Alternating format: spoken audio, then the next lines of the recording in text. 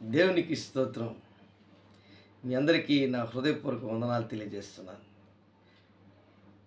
దేవుని బిడ్డలారా, 25వ కీర్తన 16వ వచనంలో దావీదు అంటాడు, నేను ఏకాకిని బాధపడువాడును, నా వైపు తిరిగి నన్ను కరుణింపుము.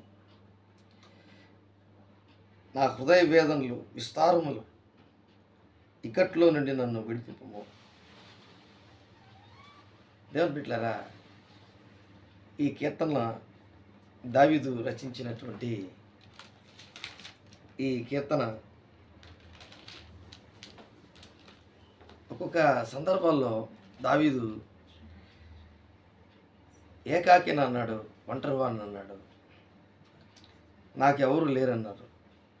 బంధువులున్నా, అన్నదమ్ములున్నా, కుటుంబీకులున్నా నాకెవరు లేరు అన్నాడు. అలాగే కొంతమంది వారి జీవితాలు ఎలాగుంటాయంటే, అందరూ ఉన్నా ఎవరు లేనటువంటి వారుగా వారు ప్రవర్తిస్తూ ఉంటారు. కారణం ఏంటంటే నిస్సహాయము, నిస్పృహ, వేదన, దుఃఖము, వారి జీవితంలో కరువు లాంటి పరిస్థితులు, అవమానకరమైనటువంటి పరిస్థితులు ఎన్నో ఉంటాయి. అందుకే దావీదు లాగా మనం కూడా చాలాసార్లు నేను ఒంటరివాడిని, నేను ఒంటరిదాన్ని, నాకు ఎవరు లేరు, నా అన్నవారు ఎవరు లేరు అని చెప్పుకుంటూ ఉంటాం. అయితే దావీదు జీవితంలో దేవునికి ఎంతగానో దగ్గరగా ఉండి ఆయన జీవితంలో తన ఒంటరి జీవితం అనుభవిస్తూ కూడా తన బ్రతుకు దినములన్నిట దేవుడు నాకు తోడుగా ఉన్నాడని ఆ దేవుణ్ణి, యెహోవా దేవుణ్ణి జ్ఞాపకం చేసుకుంటూ ఆ ఒంటరి జీవితంలో ఏకాకిగా ఉన్నటువంటి జీవితంలో తన వ్యక్తిగత జీవితం దేవునికి చెప్పుకుంటున్నాడు. అలాగే ఈరోజు నేను కూడా కొన్ని సందర్భాల్లో విశ్వాసులు కూడా చెప్పుకోవాలి. విశ్వాసులు కూడా ఒక్కొక్కసారి మన జీవితంలో ఇలాంటి పరిస్థితులు వస్తూ ఉంటాయి. వాటిని అధిగమించే వారంగా మనం ఉండాలి. అదే పాత నిబంధన గ్రంథంలో ఒక వ్యక్తి మనకున్నాడు. ఆయన పేరు ఏలియా. ఏలియా ఎలాంటి ప్రవక్త అంటే అగ్ని వంటి పరిచర్య చేసినటువంటి వాడు. ప్రార్థన చేస్తే పరలోకం నుంచి అగ్ని దిగి వచ్చింది. అయితే అలాంటి వ్యక్తి ప్రార్థన చేస్తే 3.5 సంవత్సరం వర్షం ఆగిపోయింది. ప్రార్థన చేస్తే 3.5 సంవత్సరం తర్వాత వర్షం పడింది. ఇలాంటి వ్యక్తికి కూడా శ్రమలు వస్తాయా? దేశంలో ఇలాంటి వాడు కూడా, ఇలాంటి వ్యక్తి కూడా, ఇలాంటి ప్రవక్త కూడా ఒంటరివాడు, నేను ఒంటరివాడిని అని చెప్పుకోగలరా? అంటే అలాంటి పరిస్థితి వారికి ఎందుకు వచ్చింది అంటే, దేశంలో ఉన్నటువంటి వారందరూ కూడా ఒక తట్టు బయలు ప్రవక్తలను పూజిస్తూ నిజదేవుడైనటువంటి యెహోవా దేవుడిని విడిచిపెట్టి ఇజ్రాయేలీలు ఆ ఏలియాకి వ్యతిరేకంగా మాట్లాడుతున్నటువంటి పరిస్థితుల్లో ఏలీ చేసినటువంటి మనవి. దేవుని బిడ్డలారా, ఏలీ కొరకు భూకంపం రప్పించాడు, గాలి రప్పించాడు, ఉరుములు మెరుపులు రప్పించాడు. ఆయన ఉన్నటువంటి గృహలో దాగి ఉన్నటువంటి ఆ పర్వతము ఆ భయంకరమైనటువంటి ఆ గాలికి, ఆ భూకంపానికి, ఉరుములకి ఏమైందంటే పగిలిపోయిందంట. అయితే గాలిలో ఆయన మాట్లాడలేదు, ఉరుములు వచ్చినప్పుడు మాట్లాడలేదు, అలాగే భయంకరమైనట్టు భూకంపం వచ్చినప్పుడు మాట్లాడలేదు ఏలియాతో.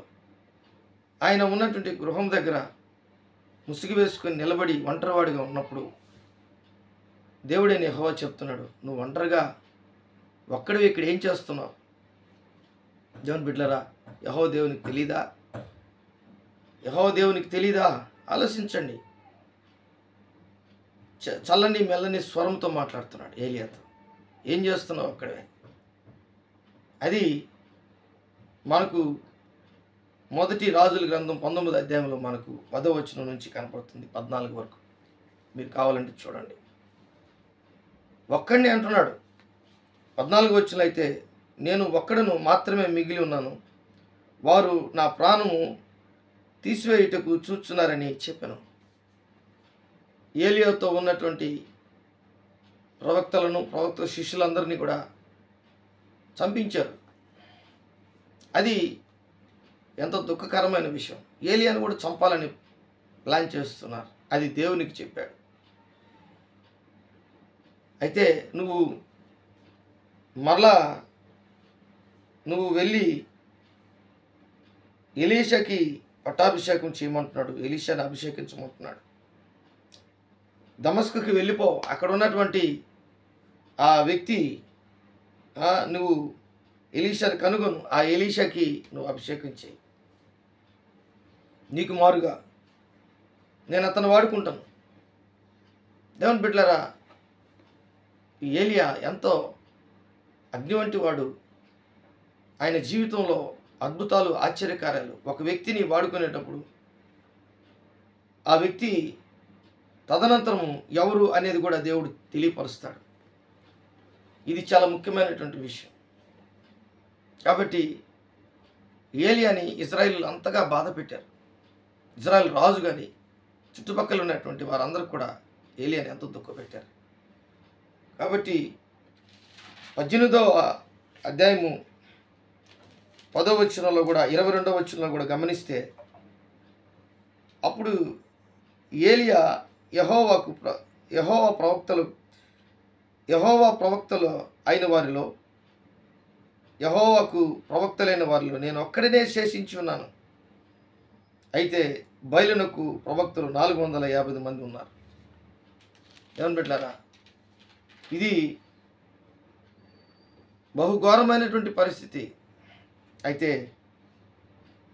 ఆయన పర్వతం మీదకి వెళ్ళాడు. అక్కడ పందెం పెట్టుకున్నాడు. అంత మాత్రమే కాదు, అక్కడ అబ్రహాం, ఇస్సాకు, యాకోబుల దేవునికి ప్రార్థన చేశాడు. బలిపీఠం కట్టారు. కందకం తవ్వించారు చుట్టూరు. ఆ కట్ల మీద బలిపశువుని పెట్టారు. నీళ్లు తుమ్ములు నీళ్లు పోశారు. అయితే పైనుంచి అగ్ని రావాలి అని పందెం కట్టుకొని ఆ పందాన్ని గెలిచాడు.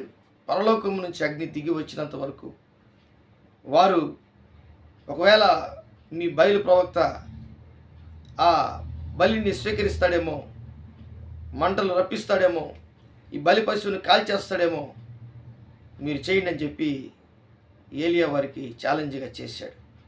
దేవుని బిడ్డలారా, అక్కడ వారందరూ ఓడిపోయారు. ఆ బయలు ప్రవక్తలందరినీ పట్టుకొని ఆ పర్వతం మీద వారిని దేవుడు వాళ్ళకి అందరినీ కూడా మరణము, ఈ ఏలియా ద్వారా వారికి మరణం వచ్చింది. వారందరినీ కూడా కర్మేలు పర్వతం మీద ఆ ప్రాంతంలో తీసుకెళ్ళి వారిని ఏం చేశారంటే ఒక్కొక్కరిని వధింపజేశాడు. వధించాడు అందరినీ. కాబట్టి ఈరోజు దేవుని బిడ్డలారా, ఎంత రోషం కలిగినటువంటి వాడు ఏలియా. అహాబు కోపం వచ్చింది, యెజెబెలుకు కోపం వచ్చింది. దేవుని బిడ్డలారా, దేశంలో ఉన్నటువంటి వారందరూ కూడా ఏలియాకి వ్యతిరేకంగా మాట్లాడారు. ఆయన ఏం చేశాడు తప్పు? ఆయన తప్పేం చేయలేదు. ఆయన యెహోవా దేవునికి ఆయన ప్రతినిధిగా ఉన్నాడు. దేశంలో ఉన్న రాజు కానీ రాణి కానీ ప్రజలందరూ కూడా మంచి చేసేవారికి వ్యతిరేకంగా ఉన్నారు. ఏలియాకి వ్యతిరేకంగా ఉన్నారు. ఈరోజు మన జీవితాల్లో కూడా అనేకమైన పోరాటాలు నీ విశ్వాస జీవితంలో వస్తున్నాయా? అనేకమైన ఇబ్బందులు నీకు విశ్వాస జీవితంలో వస్తున్నాయా? అనేకమైన కష్టాలు నీ జీవితంలో వస్తున్నాయా? ఏలియా వలె ఒక్కడిగా ప్రార్థన చేయి. ఖచ్చితంగా దేవుడు నీకు ఒక మార్గము దేవుడు సరళం చేస్తాడు. ఒక సూచన తెలియపరుస్తాడు. నీకు పరలోకము నుంచి ఆ దేవుడు నీతో మాట్లాడతాడు. ఆయన దర్శన రూపంలో, కళ రూపంలో, స్వరం రూపంలో దేవుడు నీతో మాట్లాడతాడు. వాక్య రూపంలో నీతో మాట్లాడతాడు. ఖచ్చితంగా సహాయం చేస్తాడు దేవుడు. కాబట్టి దావీదు ఒంటరిగా ఉన్నాడు, దేవుడు సహాయం చేశాడు. ఏలియా ఒంటరిగా ఉన్నాడు, దేవుడు సహాయం చేశాడు. ఈరోజు నీవు నేను మన ఒంటరి జీవితంలో ఒకవేళ కష్టాలు పడుతున్నటువంటి పరిస్థితి నీకు తటస్థించినప్పుడు భయపడొద్దు, దిగులు పడొద్దు, దేవుడు నీకున్నాడు. ఆయన నీకు సమస్తము చేయగలిగినటువంటి దేవుడు అంటున్నాడు. ఆయన అన్ని చేయగలిగినటువంటి దేవుడు. ఏం జరగబోతుందో అన్నీ కూడా తెలియపరచగలిగినటువంటి దేవుడు అంటున్నాడు. ప్రార్థన చేసుకుందాం. దేవుడి వాక్యాన్ని దీవించి ఆశీర్వదించునుగాక. ప్రేమ నమ్మకం కలిగినటువంటి నా యేసయ్య, ఎవరైతే ఒంటరిగా జీవిస్తున్నారో, కష్టాలు బాధలు అనుభవిస్తున్నారో, నాకెవరు లేరు అనుకుంటున్నారో, యేసు నామములో ప్రభువా వారి ఒంటరితనము నాయన ప్రభువా నన్ను తీసివేసి వారికి మీరు తోడుగా ఉండండి నాయన. వారిని మీరు ఆదరించండి. వారి మాట విని వారికి ప్రార్థన ఆలకించి జవాబు దయచండి. వారి జీవితంలో ఎన్ని కోల్పోయినారో అవన్నీ కూడా తిరిగి వారికి దయచేయమని యేసు నామములో అడిగి వేడుకుంటున్నాను తండ్రి. Amen, amen, amen.